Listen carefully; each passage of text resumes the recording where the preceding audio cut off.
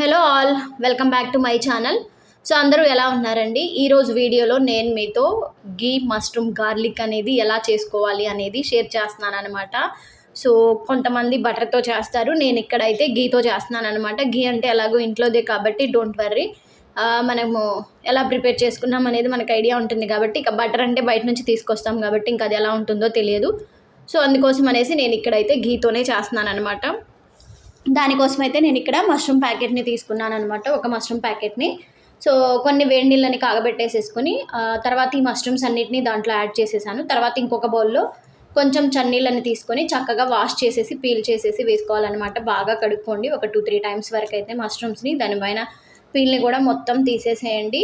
తర్వాత నేను ఇక్కడ బాండీ పెట్టేసి ఆ బాండీలో కొంచెం గీని యాడ్ చేశాను అనమాట. కొంచెం గీని యాడ్ చేశాక ఈ మష్రూమ్స్ అయితే మీకు ఏ సైజులో కావాలంటే ఆ సైజులో కట్ చేసుకోండి. కొన్ని పెద్ద మష్రూమ్స్ ఉంటాయి కాబట్టి వాటిని నేను 4-5గా కట్ చేసుకున్నాను. చిన్నవైతే 2 సరిపోతాయి అనమాట. అది మీ ఇష్టము, మీకు ఎలా కన్వీనియంట్గా ఉంటే అలా చేసేసుకోండి.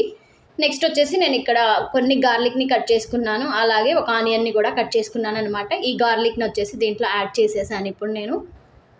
తర్వాత ఆనియన్ని కూడా యాడ్ చేసేసి లో ఫ్లేమ్లోనే చేయాలండి ఈ ప్రాసెస్ అంతా, ఎక్కడా కూడా మీరు హై ఫ్లేమ్లో చేయొద్దు.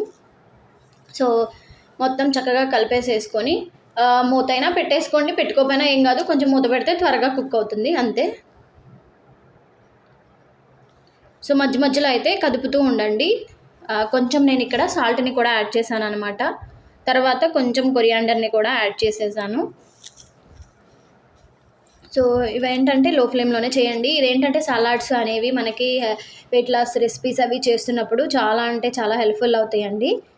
మనకి మామూలుగా మష్రూమ్స్ కూడా చాలా మంచిది, లేడీస్కి అయితే ఎక్స్పెషల్లీ. ఖచ్చితంగా అయితే తినండి. నేను అంతకుముందు అస్సలు తినేదాన్ని కాదు, ఆ తర్వాత కొంచెం చిన్నగా అలవాటు చేసుకున్నాను అనమాట. సో నేనైతే ఇక్కడ మిరియాల పౌడర్ అండ్ వచ్చేసి చిల్లీ ఫ్లేక్స్ని ప్రిపేర్ చేసుకుంటున్నాను అనమాట ప్యారలల్గా. మీ దగ్గర ఉంటే అప్పటికప్పుడైనా వేసుకోండి, నా దగ్గర అప్పుడు అవైలబుల్ లేదనేసి నేను కొంచెం మిక్సీ పట్టేసుకున్నాను అనమాట.